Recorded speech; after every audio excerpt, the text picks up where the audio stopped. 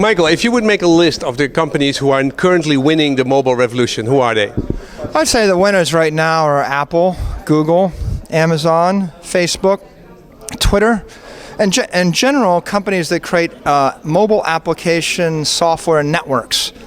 But I heard your speech and you said the winner mobile is at the moment Apple, Apple and Apple. That's how I understood it. And the rest is basically playing second viol or doesn't know how to basically get into the market. Well, I think we're chapter 1 of the mobile wave and there's probably 12 chapters.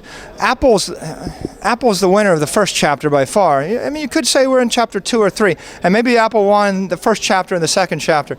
But there's actually more chapters of this book to unfold and there are going to be other opportunities and other networks, for example, mobile identity, mobile commerce, mobile health. And as those things come along, it's not clear that Apple will be the winner. There may be other companies that we don't notice yet that are going to come. Okay.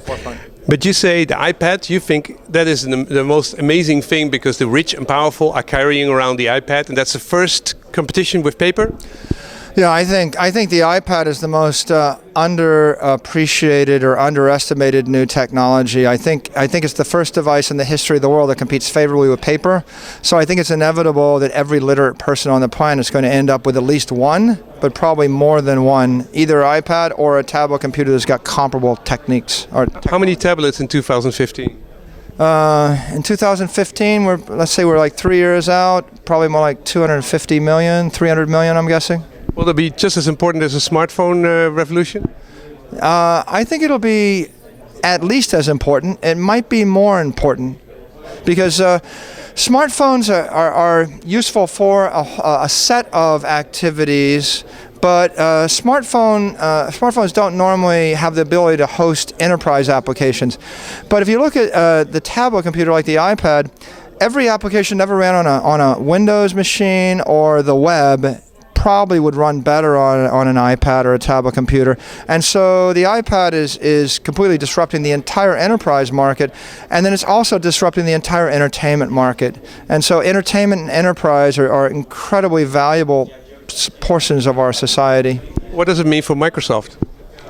I think Microsoft is actually in the crosshairs right now because on one hand they've got Google and Apple pushing them, and they've got to reposition into the mobile sphere, and they don't have an offering. They don't have a strong position on mobile. You said their Surface introduction was the worst example and perfectly for business schools as the worst product introduction of the century.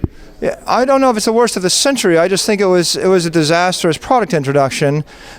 Maybe the worst for them in quite a while, and the worst in the mobile wave, because they announced a product that they can't ship. And they alienated all of their partners while they were announcing a product they can't ship. And the product itself was indeterminate and ambiguous in its character. So they gave everyone who was an observer in the market the impression that they don't have a clear strategy and they're uncertain of their ability to be successful. Last question, business intelligence, your product, your company, what does that mean for the mobile revolution means for that? We've really benefited from the advent of mobile because if you can just deploy any kind of intelligence via a mobile device, it goes to 10 times more people and it's 10 times easier to use and it's available 10 times as often for them. So it's been a big growth driver for us. And the rich people and the powerful people want to use it. Yeah, I think the key there is we like to have the powerful executives who make the decisions directly interface with our software. Before the mobile wave, they looked at paper. And so if you think about everything you read on paper, every book you've read, you don't actually know what company built the printing press, nor do you care. But if you're actually reading that information on a piece of software, then you know the company that provided it, and we can have a direct relationship with them and therefore will be much more valuable. Thank you.